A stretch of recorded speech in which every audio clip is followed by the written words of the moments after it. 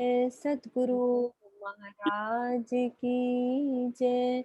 सर्व सुंदर साथ की जय। प्रणाम जी, सब सुंदर साथ को प्रणाम जी। परिक्रमा ग्रंथ प्रकरण नंबर 3, चौपाई नंबर 100। और ए तो लीला किशोर, सैया सुख लेवे अति जोर। ए लीला सुख केता कहूँ, या को पार परमान न लहूं। और ए तो लीला किशोर, इस प्रकार परम धाम की यह अति प्रेममयी किशोर लीला है कि ये बाल लीला नहीं है, ये किशोर लीला है राजी महाराज की प्रेममयी। और दुनिया के प्रेम जैसी नहीं कि जैसे हम समझते हैं कि यहाँ के दुनिया वाले दो प्रेमी प्रेमिका प्रेम करते हैं, ये वो लीला नहीं है। सखियां इस लीला का बहुत ही सुख लेती हैं। ये लीला सुख केता कहूं, यानी कि बहुत सुख लेती हैं। इस लीला के सुख को मैं कितना वर्णन करूं। मैं किसी भी प्रमाण से इसकी सीमा था का कथन नहीं कर सकती। यानी कि मेरे पास कोई प्रमाण नहीं है कि मैं इसको साबित कर सकूं या वर्णन कर सकूं कि सखियों का प्रेम ऐसा होता है। फिर भी इंद्रावती जी ने हमें कितने उदाहरण दिए लैला मजनू के, और और किसके किरण दीदी, और भी दिए थे ना, उदाहरण दिए हमें वाणी में। हाँ, आप अनम्यूट, आपको वो नहीं दिया हुआ को सरोज दीदी, किरण दीदी को देना। हाँ जी, हाँ जी, क्या बोले मीनू? मतलब वाणी में हमारे को जो इंद्रावती जी ने उदाहरण दिए कि कैसे अस्सी दुनिया वालों ने शशि पुनु का, है ना, लैला मजनू का उदाहरण दिया कि उनमें इतना प्रेम था। मीरा का भी दिया ना, है ना, मेरा भी है ना, कि इतना प्रेम। तो सखियों का प्रेम तो अलग ही है। जो परम धाम की हम सब ब्रह्म सृष्टि हैं, उनका प्रेम अलग है। तो हमारे साथ आज कल्पना जी हैं। कल वाला टॉपिक कुछ था तो आज कुछ बोलना चाहती हैं वो, तो हम आज उनको लेंगे। राज्य की मेहर से वो कुछ शब्द बोलेंगी। कल हमारा जो टॉपिक था उसको थोड़ा सा वो बोलना चाह रही थी। आ जाओ कल्पना जी। प्रणाम दीदी, आवाज आ रही है? हाँ जी, बिल्कुल आ रही है। जैसे कल आपने बताया कि इजी वे में हमें समझना कैसे है, जैसे इस बार की भी तक किरण दीदी ने इतने अच्छे से की, उसकी तो कोई वो शब्द ही नहीं है हमारे पास बोलने के लिए। उसी से जो मैंने समझा, वैसे तो अभी तक मैंने बहुत बार पहले भी सुनी थी, पढ़ती भी थी, पर समझ में कुछ नहीं आता, तो ऊपर ऊपर से सारा ही कुछ पार हो जाता था। इस बार किरण दीदी की भी तक ने इतने दिल में उतार दिया कि मुझे लगा कि ये सारी बातें तो नोट करनी ही पड़ेगी मुझे अब तो। तभी तो मैं फिर कल जैसे ही मीनू दीदी ने बताया कि हमें किसी प्रवाही को समझाना है तो कैसे समझाएं हम, तो उसी के बारे में कल भी थोड़ा बोलना चाह रही थी, फिर टाइम हो गया था, फिर मैं नहीं बोल पाई। फिर मैं सोचा कि चलो आज कुछ कोशिश करती हूँ, थोड़ा सा मैं कोशिश ही सही तो कामयाबी वो होगी, आगे कुछ कर सकते हैं। हमेशा हमारी मीनू दीदी कहती कि कुछ ना कुछ तो बोलो, कैसे बोलो। फिर उसी के बारे में, जैसे ही कल सुनीता दीदी ने बताया था कि सारे ग्रंथ में पहले से ही पार ब्रह्म के आने की खबर तो पहले से ही छप चुकी थी।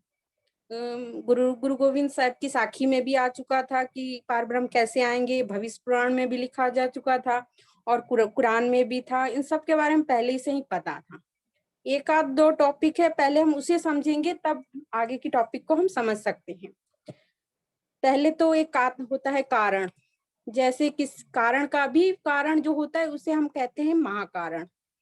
यदि जैसे हमें कोई पेट दर्द ही हो गया तो फिर टैबलेट लेंगे तभी तो हमारे पेट दर्द सही होगा।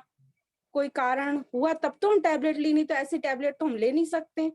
तो उसी के बात में कारण हो, महाकारण क्या होता है। राजी ने जब अपने दिल में ले लिया, तब अपने दिल में ले लिया कि रूहों को अपने स्वरूप की मार्फत के स्वरूप की पहचान में कैसे कराऊं, ये तो हो गया महाकारण। और कारण क्या बना, राजी ने अपने दिल में लिया कि सखियों और परम धाम में अपने इसको कैसे बड़ा करे, सखियों ने लिया था। फिर अनादिकाल से परमधाम की आत्माएं जो थी परमधाम में रहती तो थी, पे इश्क की उसे कुछ भी पहचान नहीं थी।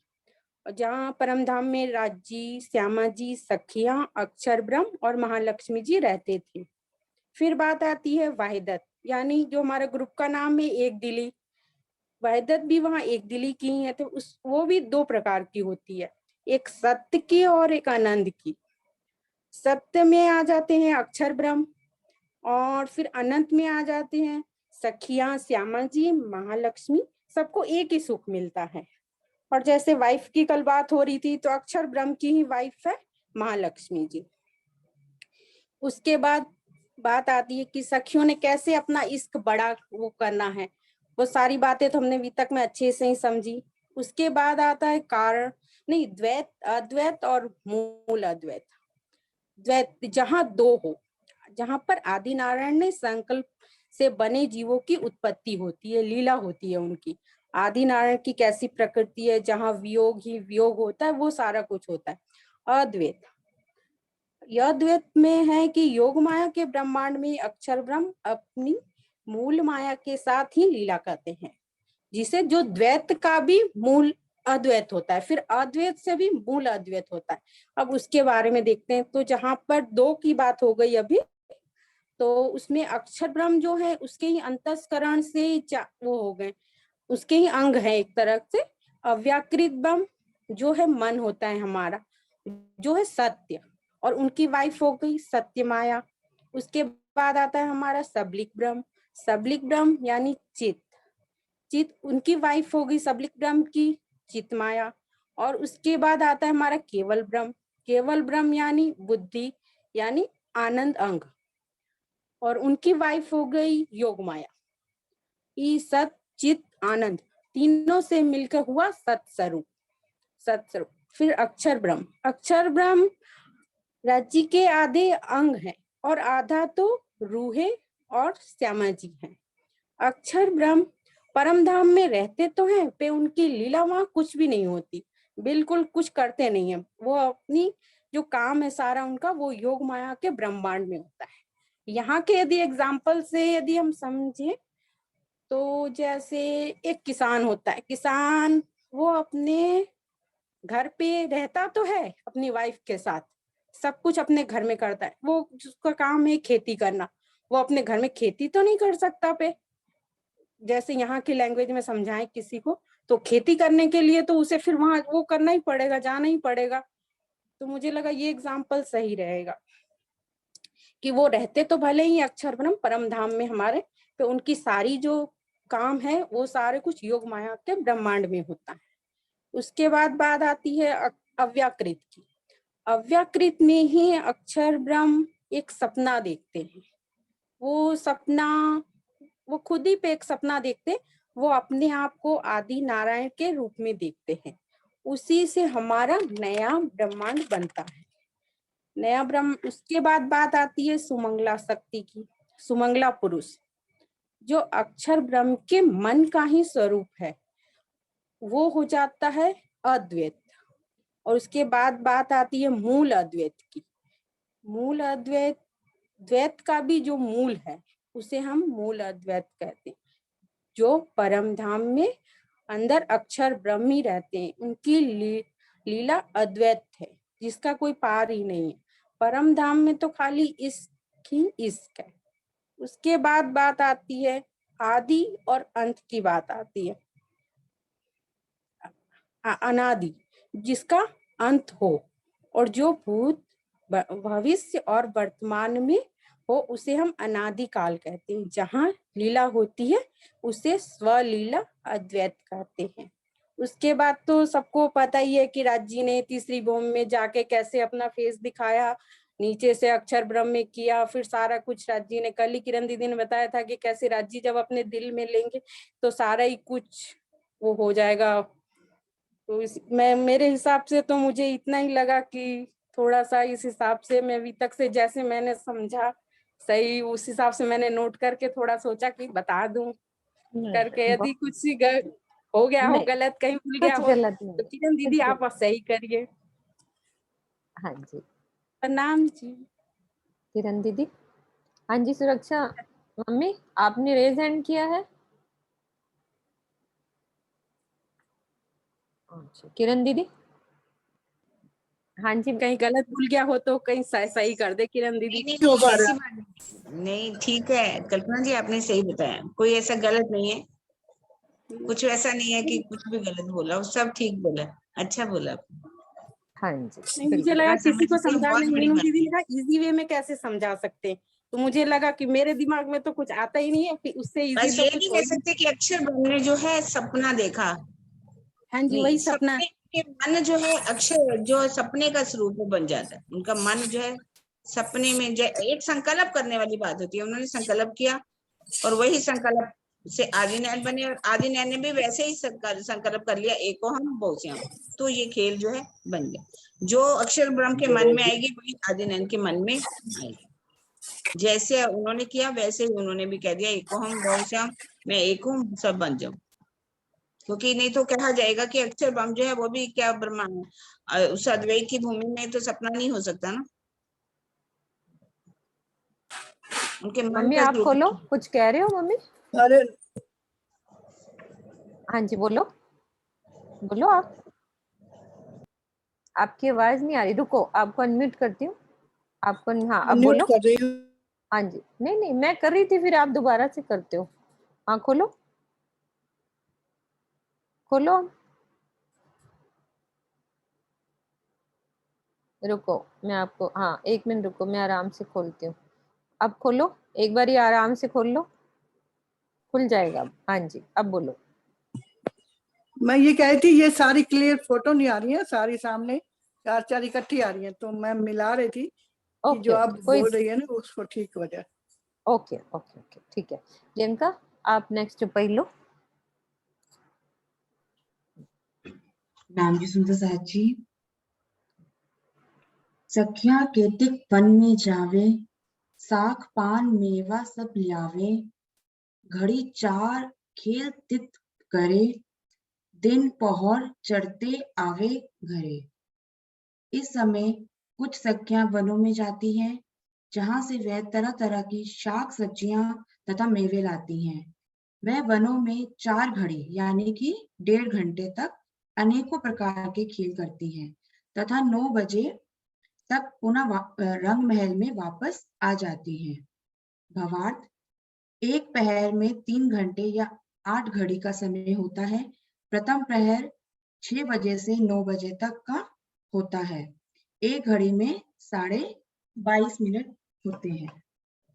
ये तब के समय की बात है ना, जब 7:30 बजे राज्य सिंहासन में बैठते हैं अक्षर ब्रह्म को दर्शन देने के लिए। उसके बाद कुछ सखियां तो वाद्य यंत्र बजाती हैं और वाणी गायन की लीला करती हैं। कुछ सखियां टोले टोले में शाक सब्जियां लेने वनों में चली जाती हैं। तो ये उस समय की बात की गई है। और फिर उसके बाद जो सखियां राज्य श्यामा जी के साथ प्रसाद में बैठ के वाणी गायन का आनंद ले रही होती हैं, वही आनंद सेम उन सखियों को भी मिलता है जो वनों में साग सब्जियां लेने गई होती हैं। और जो आनंद उनको मिलता है साग सब्जियां लेने का पशु पक्षियों के साथ, तो वो वही आनंद सेम इधर वाली सखियों को भी मिलता है। और जब ये सखियां साग सब्जियां लेकर 9 बजे रंग महल में वापस आती हैं और अपने श्वेत मंदिर में भंडार घर में वो सब्जियां रखकर तीसरी भूम की पटसाल में राज्य श्यामा जी के पास आकर फिर से बैठ जाती हैं बातें करने के। प्रणाम जी। हाँ जी सीमा दीदी अगली चुपई ले लो। प्रणाम जी सुंदर साथ जी। ये सब इच्छा सो मंगावे, पर सखियों को सेवा भावे, सैया सेवा करन बेल ल्यावे, लेवे एक दूजी पे छिनावे। यद्यपि सखियां इच्छा मात्र से ही संपूर्ण सामग्री पल भर में मंगा सकती हैं, किंतु उन्हें अपने प्राण प्रीतम की सेवा करने में आनंद आता है। धनी को अधिक देर तक रिझाने की भावना से वे सेवा कार्य को और अधिक समय तक बढ़ाती जाती हैं। प्रेम की अधिकता के कारण वे दूसरों की सेवा को लेकर स्वयं ही करना चाहती हैं। इसका भावार्थ है, परम धाम की सेवा प्रेममयी है, वे काल माया के ब्रह्मांड की तरह सत्ता के दबाव में, भय के साए में नहीं होती।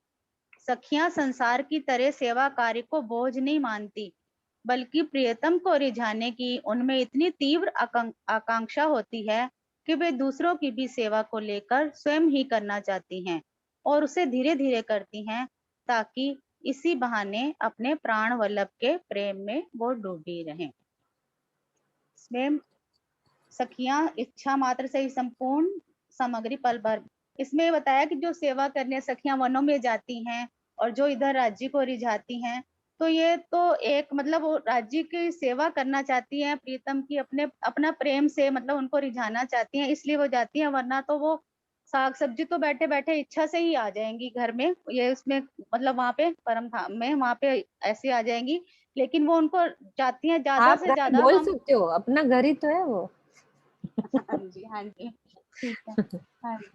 तो वो मतलब राज्य को रिझाने के लिए ही ये सब करती हैं कि जितना टाइम हम इसमें करेंगे तो इससे हम ज्यादा से ज्यादा राज्य को रिझा सके, और राज्य को रिझाने के लिए वो दूसरी सखी की भी सेवा ले लेती हैं कि चलो हमें और ज्यादा राज्य को रिझाने का टाइम मिले और ज्यादा से ज्यादा हम उसे रिझा सके, तो वो दूसरों की भी सेवा ले लेती है। लेकिन उसमें क्या होता है, अगर वो दूसरों की सेवा लेती है तो वो यहाँ के ऐसे नहीं है कि दूसरी सखी नाराज हो जाए या गुस्सा कर जाए, तो वो भी खुशी खुशी अपनी सेवा उन्हें दे देती है कि चलो वो करेंगे। अगर उनको सुख मिलता है तो एक सखी से, जैसे अभी प्रियंका ने बताया कि एक सखी को सुख मिलता है, तो वो सुख हम सब सखियों को मिलता है।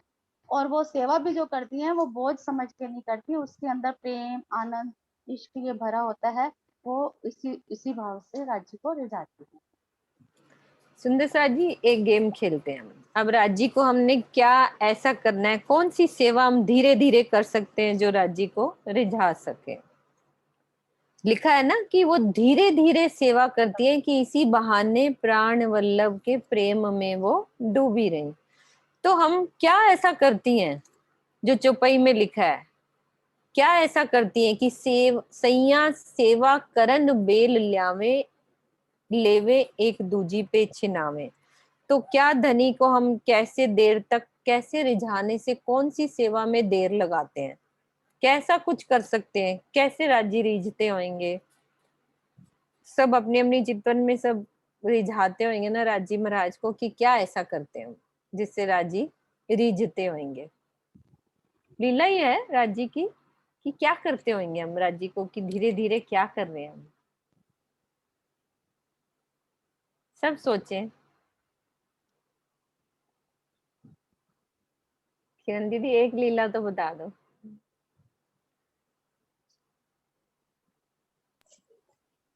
हाँ, जैसे मान लीजिए दहलान में श्रृंगार हो रहा है, हम्म। श्रृंगार करना है ना, तो उनके चरणों में आभूषण पहना रहे हैं, मान लीजिए बड़े प्यार से झांझरी उठाती है, कभी कांबी उठाती है, कभी करला उठाती है, घुंघरी उठाती है ना, राजा के चरणों में बड़े धीरे धीरे धीरे श्रृंगार करती है। हार पहनाती है तो, कानों में करण फूल पहनाती है तो, हाथ उंगलियों में मुंदरियां पहनाती है तो, पहुंची पहनाती है तो, करला पहनाती है तो, बाजूबंद पहनाती, बड़े प्यार से धीरे धीरे धीरे श्रृंगार वो करती देखो, है ना। जब कर्णफूल पहरा रहे हैं तो कान का हाँ, जो पेच होता है ना, उसको जोड़ो उसको ही मत, बंद ही मत करो। तो हाँ बस धीरे वैसे। धीरे वो अड़ाए रखो और कान के पास भी रहेंगे, और धीरे धीरे राजी से मीठी मीठी बातें भी कान में करते रहे हम। तो ये एक अदा ही है ना कि मेरे से बंद नहीं हो रहा। राजी कहेंगे जल्दी करो, अभी तक बंद क्यों नहीं हो रहा। भाई हो ही नहीं रहा, पेच घूम ही नहीं रहा, क्योंकि राजी के पास रहना है। तो ऐसी कई तरह की अदाएं जो हम राजी के साथ धीरे धीरे करते हैं। और कोई सुंदर साथ के मन में आ रहा है? और कुछ भी बताएंगे, कोई भी हाँ, लीला, अच्छा और लगता है। कोई भी लीला। कौन बताएगा। सुंदर साथ जी, राजी अपने हैं, कुछ भी करें हम राजी के साथ। हाँ सुंदर साथ जी बहुत देर लगा रहे, हाँ ज्योति ज्योति दीदी। सिंधिया। हाँ विजय दीदी, कोई भी बोलो। हाँ विजय दीदी आप बोलो। हाँ। जैसे आप कह रही हो ना कि कानों में ऐसे गले के हार में जैसे हमने पीछे चैन बंद करनी है, आराम से करो, नहीं खड़े हैं बातें करो। आपके इससे मुझे एक बार एक अपना अनुभव आया है, मैं आपसे शेयर अब कर रही हूँ।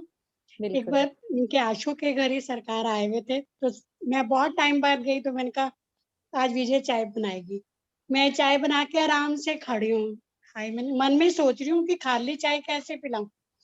मैंने किसी को भेज दिया कुछ लेके आओ, आराम से सरकार बैठे हैं, डांटते रहे, आज कौन आया है? इतनी देर से चाय नहीं आई अब तक। मैं कहा आप कुछ तो बोलो, बोलते रहो, बस मैं सुनती रहूंगी, आप कुछ तो बोलो, मेरे को आज सुनना है। बाद में फिर जब चाय भेजी आराम से बहुत देर बाद, कहते अच्छा आज इसलिए इंतजार करवाया आज हमें, कि वो आपका ये सीन याद आ गया कि उस टाइम पे कितना आनंद था। बिल्कुल। हाँ जी, आप श्रीनिवास जी, आप भी कुछ कहना चाह रहे हो, मुझे लग रहा है। हाँ, मैं ये कहना चाह रहा था बहन जी, पन्ना जी का तो मुझे याद आ रहा है। पन्ना जी में ना गुम्बद बंगला साहब के अंदर ना, तो पियाजी की जब शेविंग बनती थी तो वो प्रेम। हाँ, की आवाज रुक गई। हाँ, आवाज आ रही है। अब आ रही, अब आ रही। हाँ, तो पियाजी ना प्रेमदास को बुलाया करते थे, तो जब प्रेमदास आते थे तो उनकी सेवा, क्योंकि 2-3 दिन में 4 दिन में आकर लगती थी, तो बीच में तो कोई बातचीत करने का मौका नहीं मिलता था, तो उस दिन सारी कसर काट लेते थे। तो उसमें अभी तक सामने आया है कि पियाजी बार बार कहते थे प्रेमदास कितना समय और लगेगा। तो वो कहते थे आज हमारी बारी है, तो आज आप हम अपने हिसाब से चलेंगे, और दिन तो हमें समय मिलता नहीं है, तो वो उस दिन जो है बहुत तसल्ली से करते हैं, धीरे धीरे करते हैं, शेविंग बनाते हैं, धीरे धीरे, बहुत धीरे धीरे बनाते हैं। तो यहाँ का तो मुझे याद है इसमें। हाँ, धीरे धीरे एक एक लीला याद आ जाती है, और क्या। हाँ जी, सुशीला जी आप बोलो। राजी को नहलाने की सेवा, आराम से नहलाए, उनके हाथ पांव मले, उनको कपड़े पहनाए, पोचे, तो धीरे धीरे ये काम करते रहेंगे तो राजी को रिझाते रहेंगे, बातें भी करते रहेंगे। ठीक है।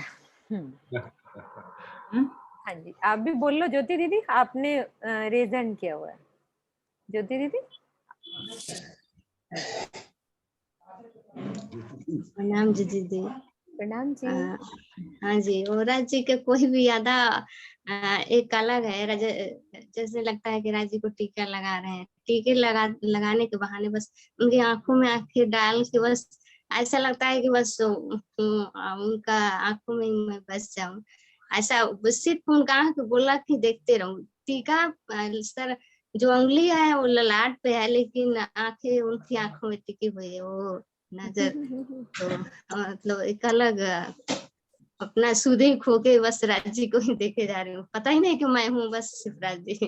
तो राज्य के एक अलग अलग, हर सखी का एक अलग अंदाज राज्य की लीला है। हाँ जी, कुसुम दीदी आप बोलो। प्रणाम दीदी। जब हम राज्य को खाना खिला रहे होते हैं तो राज्य खा चुके होते हैं, उसके बाद भी हम कई चीजें नई नई बना कर लाते हैं, राज्य थोड़ा सा तो ये भी खाइए, ये बहुत स्वादिष्ट बना है। जब राज्य को खा चुके होते हैं हम दूसरी चीज ले आते हैं, राज्य थोड़ा सा ये भी चख के देखिए, ये बड़े भाव से बनाया है, राज्य वो भी खा लेते हैं। फिर हम ऐसे कर करके कई चीजें नई नई बना कर लाते रहते हैं और राज्य को खिलाते रहते हैं। उसको खिलाते खिलाते जो हमें मजा आता है और उसका जो हमें रस मिलता है, वो हमें लगता है कि राज्य को खिलाते खिलाते बस खिलाते ही रहे, उस लीला को खत्म ही ना करें। हाँ जी, हाँ जी। अब चौपाई बोलते, आगे वाली चौपाई पे चलते हैं हम। नीलम सखी आप चौपाई बोलो आगे वाली।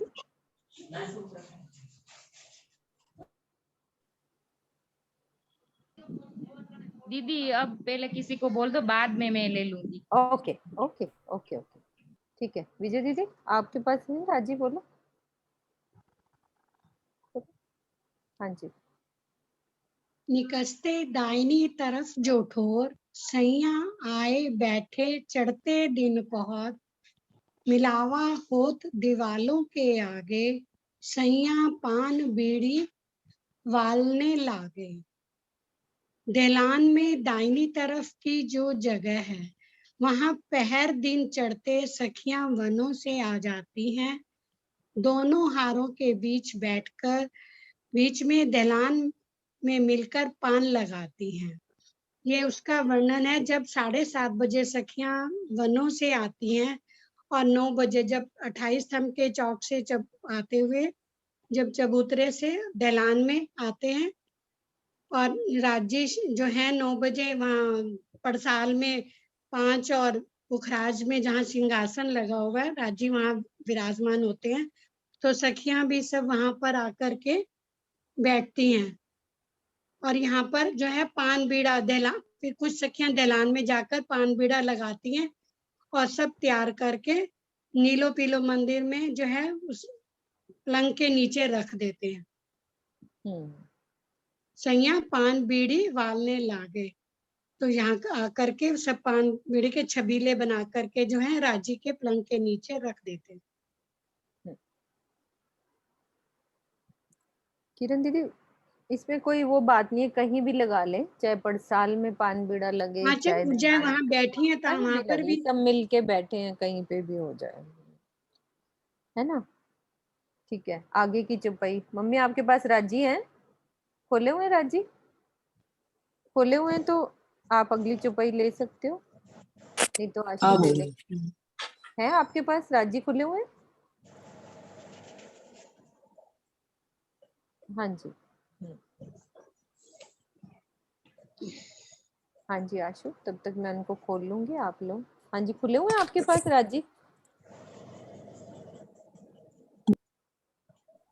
आशु कहाँ गई? आशु अभी थी, चली गई ना मेरी ख्याल। नहीं, ये रही आशु। राजी खोले तो बोलो।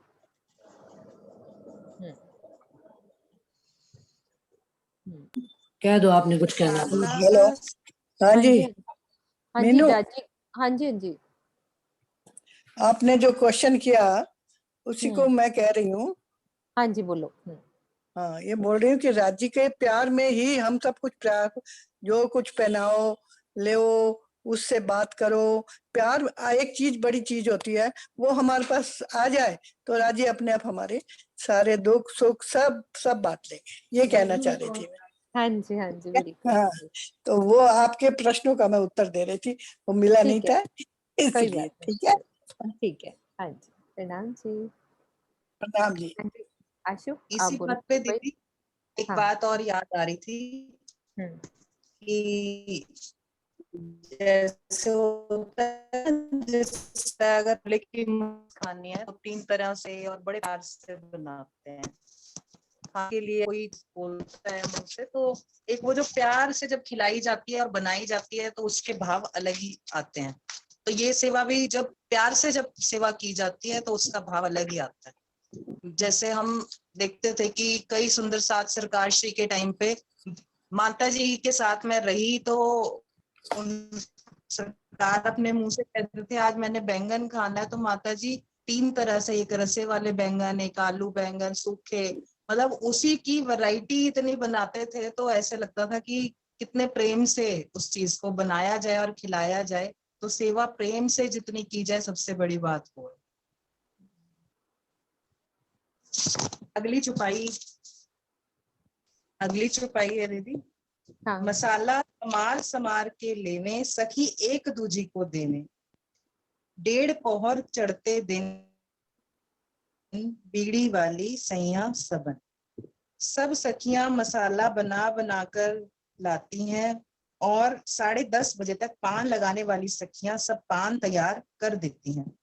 और यहाँ सामने ही बैठकर, जहाँ पर 5 के और उसके आगे सिंहासन रखा है राज्य महाराज का, वहां उसके ठीक सामने बिल्कुल नीलो ना पीलो मंदिर की दीवार के साथ बैठ जाते हैं सब सखियां और वहां पर पान बीड़ा बना बना के फिर इकट्ठे कर लेती हैं। उसके बाद नीलो ना पीलो जो मंदिर आया है उसके नीचे जो छाबे भर भर कर जो सुख सेजा के नीचे रखती हैं सुंदर सा। ठीक है, आगे वाली भी बोल दो, ये लिंक है इसके साथ ही जो आपने बोला। बीड़ियों की छाब लेकर धरी पलंग तले चौकी पर, श्री राज बैठे बाता करें, श्री श्यामा जी चित धरें। पान बीड़ियों के छबले भर भर कर श्री राजी महाराज के पलंग के नीचे चौकी पर रखती हैं, और जहां पर श्री राजी बैठकर बातें करते हैं और श्यामा जी ध्यान से सुनती हैं। वहां पर सब राजी महाराज सब सखियों के साथ श्यामा जी के साथ मीठी मीठी बातें करते हैं सुख सेजा पर जब बैठते हैं तो।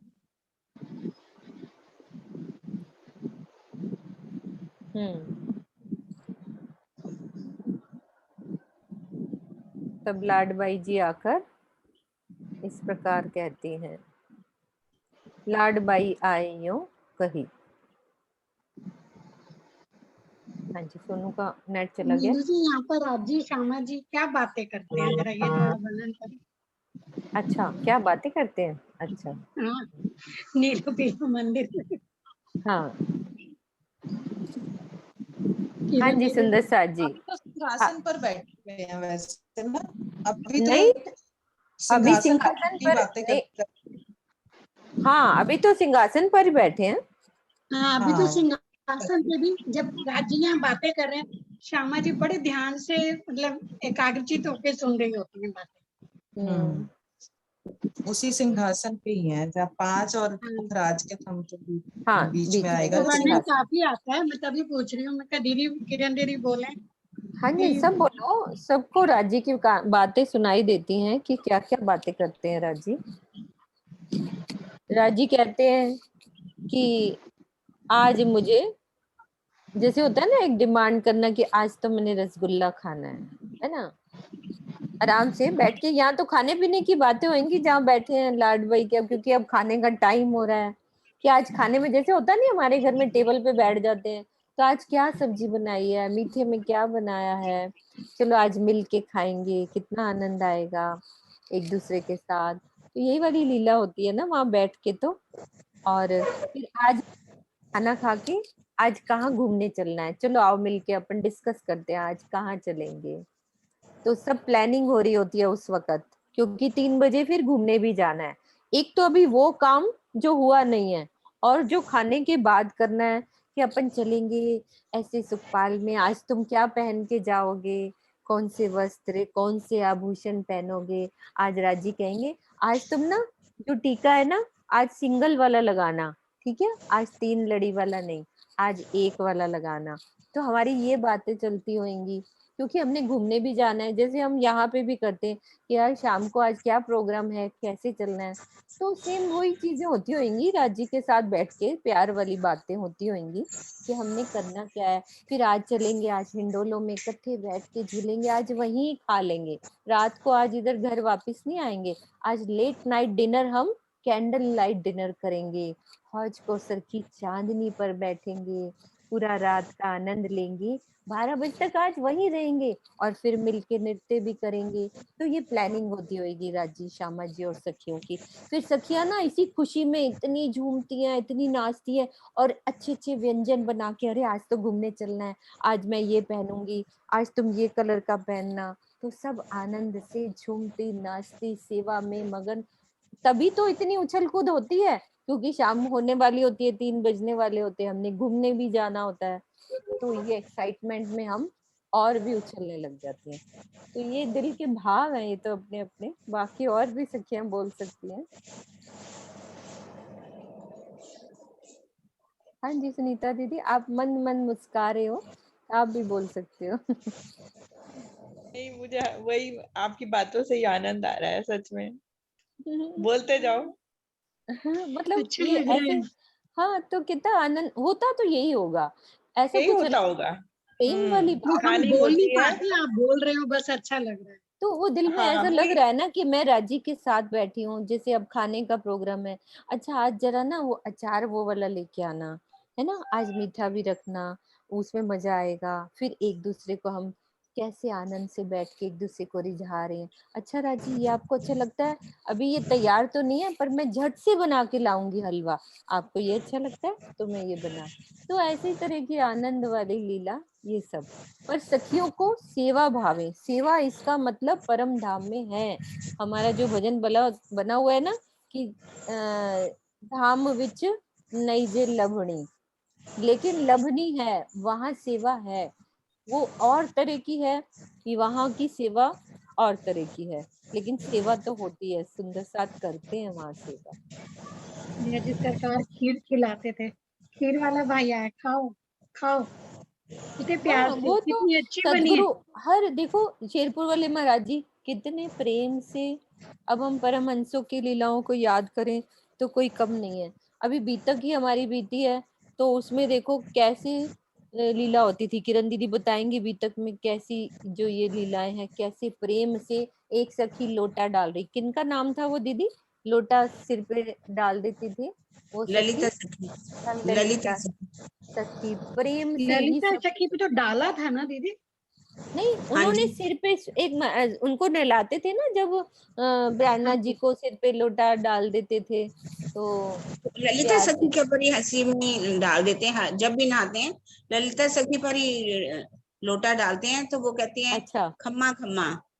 अच्छा। राजी बहुत खुश होती है, बहुत खुश होती है, राजी मंगल करो, मंगल करो, इसका भाव होता है खम्मा खम्मा, वो शब्द कहती है वहां एक पर। बार की बात है, मैं पन्ना जी में थी, ठीक है, तो हम लोग 6-7 दिन हो गए थे, एक दिन वहां पे झीलना होना था, वहां पे गुम्मट जी में झीलना होना था, पर ना मन नहीं कर रहा था अंदर जाने को। मैं बैठी हुई थी बाहर, रसोई के बाहर परिक्रमा में, तो सब सुंदर साथ बुला रहे थे कि अंदर आओ झीलना हो रहा है, तो पर अंदर से कुछ ऐसी स्थिति थी कि अंदर जाने को मन नहीं हो रहा था। मैंने कहा राजी आज तो यहीं झील लेंगे, आज तो यहीं पे झीलना करना है।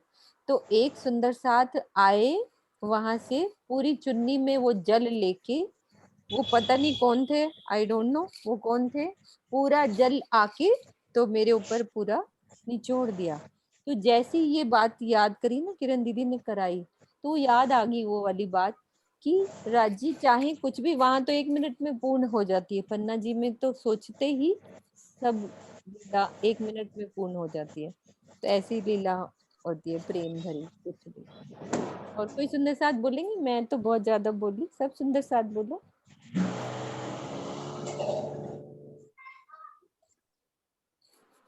हाँ जी, कोई चाहेगा बोलना तो ठीक है, नहीं तो आगे रसोई की सेवा शुरू करें। हाँ जी बोलो आप सुशीला दीदी, हाँ जी बोलो। अभी मैं पन्ना गई थी ना, तो पन्ना में झीलना हो रहा था, तो मैंने थोड़ा सा, लोगों ने मेरे पे पानी डाला तो मैं आ गई चुप करके, मैंने कहा हो गया मेरा स्नान। पर अभी मैं थोड़ी दूर ही आगे निकली नहीं, राजी ने मेरे को पूरे पानी में गिरा दिया और मैं को पूरी नहा ली, चोट भी नहीं लगी, इतनी फिसलन होती है गुम्मट जी में। तो जरा भी चोट भी नहीं लगी, कुछ भी नहीं हुआ, और पूरा मैं लेट के पूरी मेरे को नहला दिया। तो मैंने कहा देखो राजी की लीला, मैंने कहा राजी मैंने नहा लिया बस। राजी ने कहा अभी कहाँ तू भीगी है, चल तो पूरी नहा के जा। फिर मैं दोबारा आई, फिर वहां पर राजी के साथ फिर लीला करे हमने। प्रेम भरा झीलना। और किसी को रेट हेलो नहीं आंटी। हाँ जी, हाँ जी, हाय आंटी। अरे कोई बोल रहे हैं कुछ नहीं, म्यूट करें, अगली चुपाई करते हैं, है ना। हाँ जी दीक्षा दीदी आप बोलो, बहुत दिन हो गए, चुपाई बोलो आप।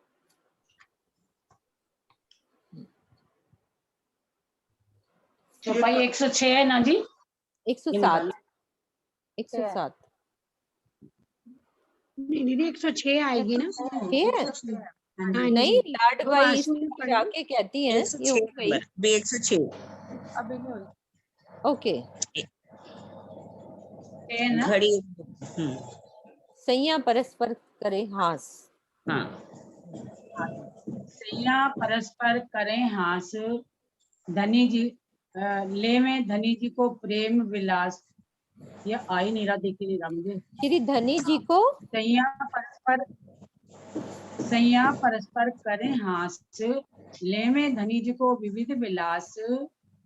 घड़ी दो एक तापर भई, लाडबाई आए यों कही। इस समय सखियां आपस में हंसी करती हैं और अपने धनी जी के तरह तरह का आनंद लेती हैं। ऐसा करते करते जब लगभग 2 घड़ी जाते हैं तो लाडबाई जी आकर इस प्रकार कहती हैं,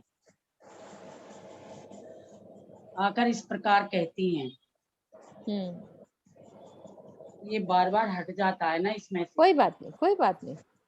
फोन में से हट जाता है। हाँ कोई बात नहीं, आप इसका अर्थ ही बोल दो कि कैसे राज्य महाराज परस्पर हास करते हैं। हाँ, सैया परस्पर करें हास, धनी जी को, हाँ लेवे सैया धनी जी परस्पर को करें हास। विविध विलास, कोई नहीं चौपाई में बोलती हूँ, आप उसका अर्थ करो। सैया आपस में विनोद हास विलास करती हैं और धनी जी को विविध प्रकार से, अनेकों प्रकार से, विविध प्रकार से विलास करती हैं। घड़ी पर भाई, जब 2 घड़ी हो गई तब लाड़बाई ने आकर के, लाड़बाई जी बोलती हैं, आए यों कही, आनंद लेती है। और ऐसा करते करते लगभग 2 घड़ी हो जाती हैं। तब लाड़बाई जी आकर इस प्रकार बोलती हैं, क्या बोलती है, वो नीचे की चौपाई में लिखा हुआ है कि धनी कहीं से आवाज आ रही है प्रियंका, देखना कहाँ से आ रही है ये स्कूटर वगैरह की आवाज। आज्ञा पाऊं तो या समय रसोई ले आऊं, श्री धनी जी ने आज्ञा करी, सैया चौक आन आगे धरी, चौकी आन आगे धरी। तो एक सेकंड। हे प्राणेश्वर, यदि इस समय आपकी आज्ञा हो, लाड़बाई जी कह रही है कि हे प्राणेश्वर, यदि इस समय आपकी आज्ञा हो तो मैं भोजन ले आऊं। धामधनी की ओर से स्वीकृति मिलने पर सखियों ने सिंहासन के सामने पड़साल में 2-2 चौकियां रख दी, 2-2 चौकियां लगा दी। भावार्थ, युगल स्वरूप चबूतरे पर सेवा मेवा मिठाइयां ग्रहण करते हैं, जबकि पड़साल में दोपहर का भोजन सिंहासन या नीले पीले मंदिर के सामने करते हैं।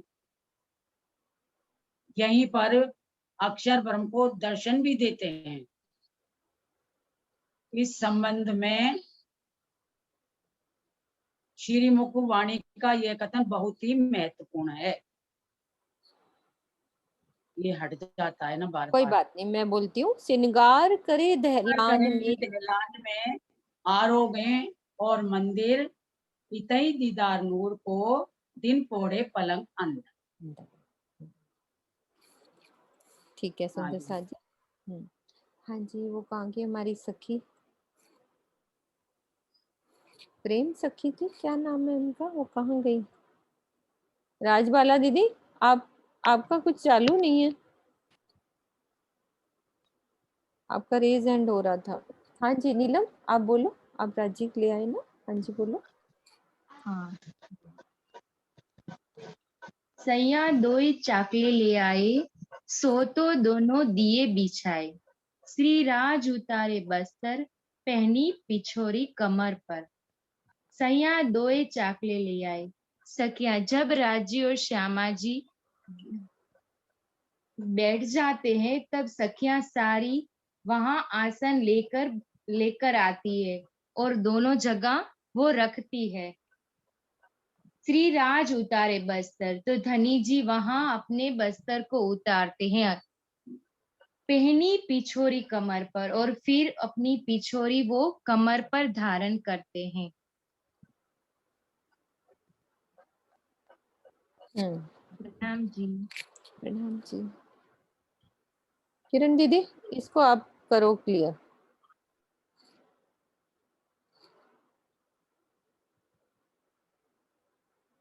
आपका आवाज नहीं आ रही दीदी, अनम्यूट करो। हाँ, मैंने कहा इसको पाई का अर्थ तो बहुत सही किया इन्होंने। युगल स्वरूप बैठने के लिए 2 चाकले लेकर के सखियां आती हैं, उसे बिछा देती हैं। लिखा हुआ है, श्री राज उतारे बस्तर, पहनी पिछोरी कमर पर, भोजन करते हुए अपनी कमर के ऊपर वस्त्र, जो जामा पटका इत्यादि पहना, उतार देती हैं और अपनी कमर के ऊपर पिछोरी को ओढ़ लेती। अब इसके अंदर ये जो आम देखा जाए तो कई हमें प्रश्न करते हैं, क्या वहां पर वस्त्र खराब हो जाते हैं जो बदलने पड़ते हैं?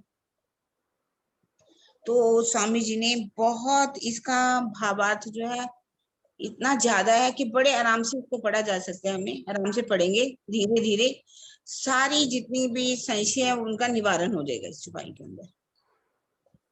आज के तर्क प्रधान भौतिकवादी युग में परम धाम की इस लीला के प्रति स्वाभाविक ही कुछ शंकाएं उठती हैं, जो संक्षेप में इस प्रकार। शंका क्या क्या होती है, उस शंका का निवारण कैसे है, छुपाई है। श्री राज उतारे वस्त्र पहनी पिछोरी कमर पर के इस कथन से यही सिद्ध होता है कि भोजन करते समय श्री राज जी अपने ऊपर के वस्त्रों को उतार देते हैं, जामा उतार देते हैं, पटका उतार देते हैं। क्या पार्वण को भी भोजन पदार्थों के गिरने से वस्त्रों के गंदा होने का डर रहता है, जिसके कारण उन्हें उतार देते हैं? क्या ये किसी मानवीय लीला का चित्रण की तरह नहीं है? कोई भी कह सकता है कि ऐसा क्यों करते हैं, क्यों उतारने की जरूरत पड़ती है। फिर कहते हैं कि जब परम धाम के पशु पंखी अनंत हैं, तो 166 मंदिर के लंबे चौड़े चांदनी चौक में कैसे आ जाते हैं? इसका मतलब शंकाओं का निवारण भी उन्होंने साथ साथ में किया है कि परम धाम के पूरे पशु पक्षी कितने परम धाम में बेशुमार, जिसकी कोई भी गिनती नहीं है, अनंत अनंत है। फिर यदि 166 मंदिर का ही चांदनी चौक है हमारा, जिसमें 2 चबूतरे भी हैं, चबूतरों पर हरा लाल वृक्ष है, और पूरे परम धाम के पशु पक्षी जो हैं कहाँ पर आ जाते हैं? चांदनी चौक में। जब प्रातः भी उठते हैं, प्रातः काल वन सिंचत अमृत खात, पशु पक्षियों को मुजरा लेवे, सुख नजर सबों को देवे। सारे परम धाम के पशु पक्षियों को मुजरा देते हैं। जिस समय सवारी चलती है तो भी सारे परम धाम के पशु पक्षी वहीं इकट्ठे हो जाते हैं। तो क्या 166 मंदिर के लंबे चौड़े चौक में कैसे आ जाते हैं?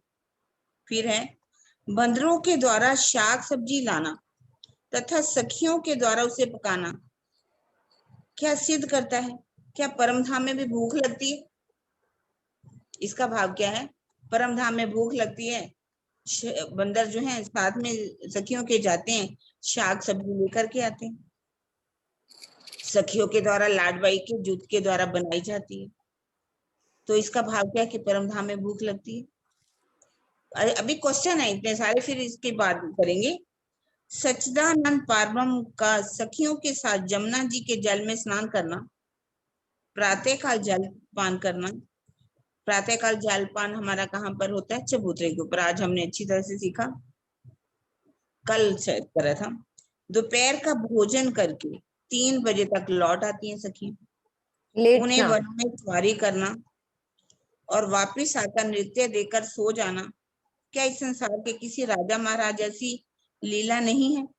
इसे ब्रह्म लीला के रूप में क्यों दर्शाया गया? ये कहने का मतलब कि कुछ लोग ऐसे प्रश्न करते हैं, यदि हम कोई प्रवाही आ जाएगा, हमारी बातों को सुनेगा, तो ऐसे प्रश्न हमें करेगा, तो हमें क्या उत्तर देना है? आगे इनका उत्तर दिए गए हैं। ऐसा लगता है कि एक 12,000 की कोई नगरी है जिसमें भोजन की लीला भी होती है, वहां जमुना जी के जल में नहाया भी जाता है, फिर सवारी की जाती है, कैसे सवारी करके वापस हम लौट करके आते हैं और वहां पर भी भोजन करते हैं और देख करके निरत होता है, देख करके सो जाते हैं। ऐसे लगता है कि कोई राजा महाराजा की नगरी है, वैसी एक लीला जहां पर भी हो रही। फिर यदि ये कहा जाए कि माता चितवनी के लिए ही मानवीय लीला को ब्रह्म लीला में रूपांतरित करके दर्शाया गया है, तब तो ये ब्रह्मवाणी का कथन ही नहीं हो सकता। यदि ये कहा जाए कि माता चितवनी के लिए मानवीय लीला को ब्रह्म लीला में रूपांतरित किया गया, जैसे कि मानवीय लीला होती है उस वहां का जो बातें हैं जहां पर उन्होंने करके दिखाई, उसी के रूप में दिखाया गया है, तो ये ब्रह्म वाणी का कथन नहीं हो सकता। इस आधार पर तो तारतम वाणी को श्री महाराज जी की बौद्धिक कुशलता की देन ही कहा जा सकता कि ये वाणी किसके द्वारा कही गई? महाराज जी के द्वारा ही कही गई। उन्होंने अपनी मानवीय बुद्धि से जहां जैसे लीला होती है उसको उन्होंने हमें करके दिखाया।